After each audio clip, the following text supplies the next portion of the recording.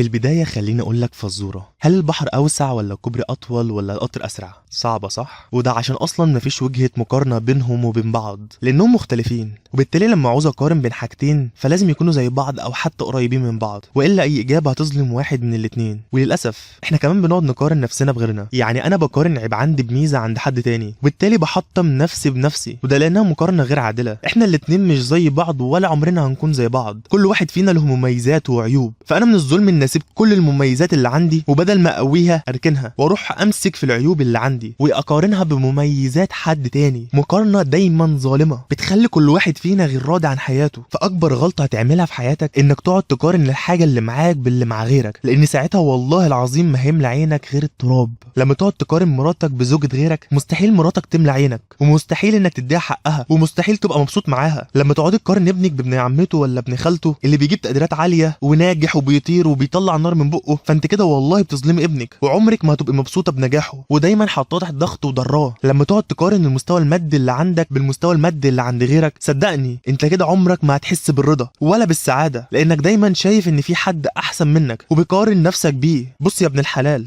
ربنا وزع ارزاقه على العباد بالتساوي. مراتك اللي مش عاجباك دي عندها صفات مش موجودة عند زوجك جارك اللي انت شايف الحلو منها بس. ابنك اللي انت شايفاه دايما وحش عنده مميزات كتير مش عند ابن عمته، وانت مش بتقارني غير ميزة واحدة بس وناسيه مميزات ابنك كلها. الفلوس الكتير اللي ربنا مش اداها لك دي ربنا اداك بدلها صحة وزوجة صالحة ونعم كتير قوي. يمكن يكون اللي انت باصص له في حياته ده ما عندوش ربع اللي عندك، بس انت مش بتقارن غير اللي مش عندك وبس. ارضى بكل حاجة عندك، وبالله عليك مش تظلم اللي حواليك بسبب طمعك او عينك اللي بتبص في ارزاق الناس، ومش تظلم نفسك لان كل واحد فينا له مساره اللي هيمشي فيه، المسار اللي هيناسبه هو وبس، اللي متفصل على مقاسه وبس. مش ينفع تمشي في نفس المسار لانه مش على مقاسك فهيكون مهرول عليك. مش بقولك انك تنتخ وتركن، بالعكس لو مش عاجبك حاجة اسعى انك تغيرها وتحسنها للافضل بنفسك. اسعى واجتهد وطور من نفسك وحسنها، واشتغل على مميزاتك واستغلها صح، واشتغل على عيوبك وتخلص منها. لكن هتفضل ترمي عينك هنا وهناك، فكل سنة وانت طيب، وقابلني حسيت بطعم السعادة او حتى اللي حواليك كانوا مرتاحين معاك. سلام.